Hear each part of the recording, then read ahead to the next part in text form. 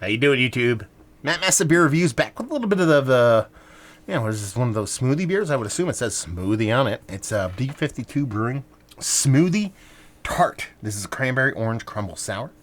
Coming at 6%. I picked this one because it's low ABV. And it says on the side here, it says Smoothie Tart Cranberry Orange Crumble, brewed with barley, oats, and wheat, then conditioned on cranberry and orange puree, cinnamon, Tahitian vanilla, sea salt, and lactose to make it taste like a slice of deliciously tart crumble pie. Brewed and bottled in Conroe, Texas, B52 Brewing. So these guys are based out of Texas. Yeah, let's do this sucker. This comes courtesy of my boy Mike. Mike from Jersey put a little Tavor box together for me. This is in there, so I got a nice eclectic mix from what he picked. I'm pouring this like a jerk. I'm rarely in the mood for these fruited sour beers. But I am. I kind of wanted one today, and I wanted one I was like, I don't want like a 9 or 10% one, even though most often not those 9 or 10% ones are like 2%.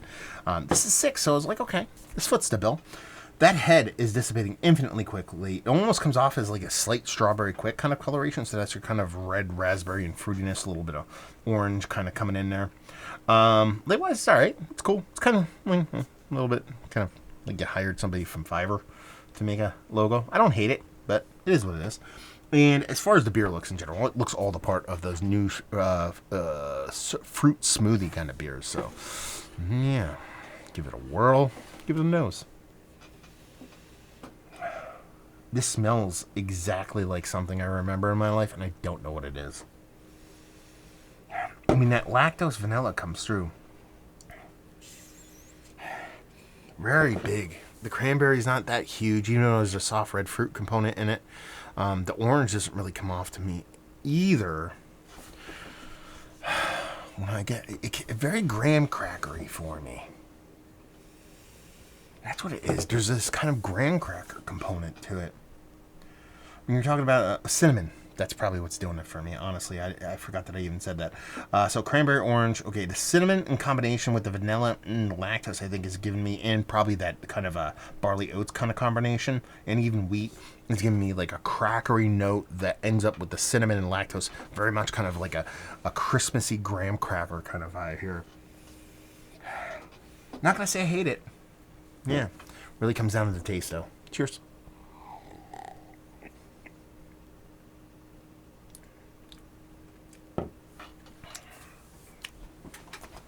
It's not too bad. I mean, listen. I would hope if you were to give me this blind, I would say much the same things, which is, it's not a beer. You know, it's a fruit smoothie beer. It is what it is. But the cool part about it is that it leans more into beer than most of these fruit smoothie beers lean. So, for example, I mean, the adjuncts are dominant here. But you get a kettle sour tartness with a touch of acidity that is not fruit born. That's coming from beer. There is a grainy, weedy, kind of oaty characteristic in here. You're getting that. It is beer driven. Again, the adjuncts are leading the show here. I'm not saying it's a 50-50 thing. But it does have enough beer going on to where I know it's a malted, brewed, fermented beverage. A lot of those fruit smoothies ends up being just like, okay, you just go buy Jamba Juice, throw a shot of vodka in it, and you're done. That's kind of how those come off. That's not the case here.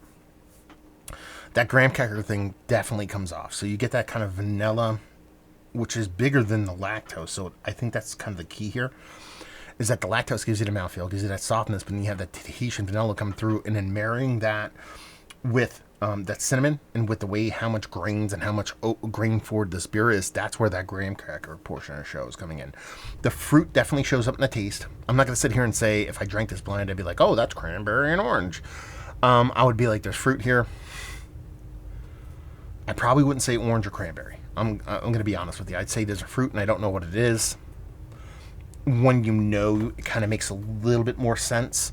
Orange, you would just attribute to like, oh, that's probably some hop characteristic coming off, because it doesn't come off as like a big orange kind of character, but it's enough to where you get it from a hop. You'd be like, okay, cranberry. The big thing for me when it comes to cranberry, outside of beer, or even inside a beer to a certain extent, is that tartness that comes with the cranberry. For me, it is tart. And I believe you're deriving a lot of the tartness in this beer from the actual beer itself. So I would automatically apply that to the beer, so I wouldn't think cranberry on this. I'm trying to guess what I would think this would be.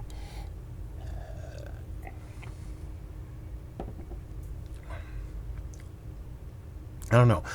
I might even, like, second guess myself. I might lean cranberry. The only reason why is because this is giving me holiday beer vibes. When was this canned? They don't actually say on here. It's giving me, like, holiday, like, Thanksgiving, Christmas dinner vibes, and I'd be like, okay, you know, you got a little bit of sweetness on there, a little bit of fruitiness. Okay, maybe it's like a cranberry thing, but I think that's even a stretch. I would go generic fruitiness more than anything else.